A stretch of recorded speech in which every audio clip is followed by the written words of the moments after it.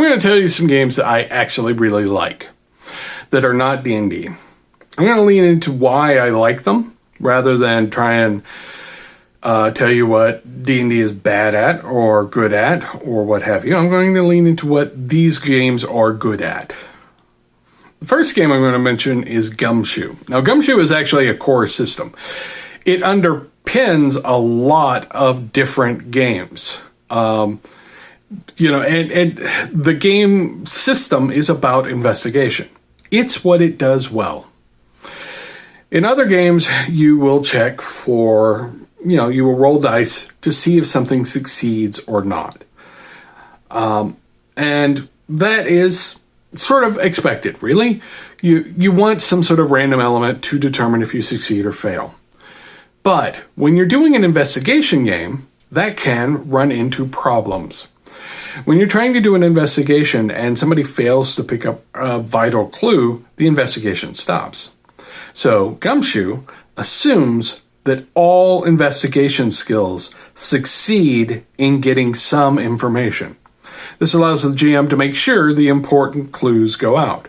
Now, there's some variation on how much information they get for their skills, but they always assume to get information.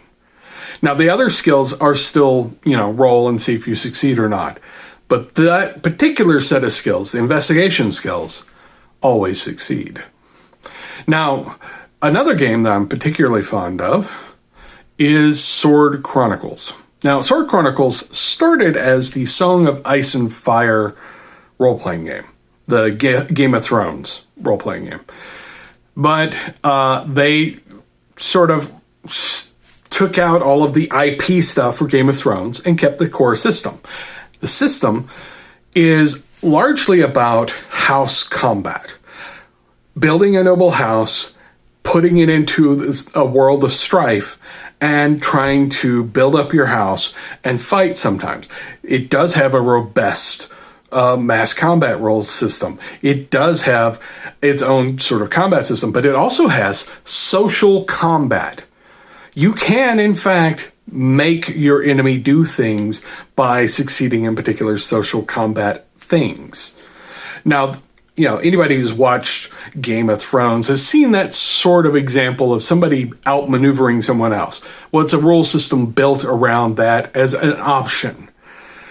It is really interesting to see how a house that you and the players create sort of maneuvers through society at different levels. It makes it really compelling.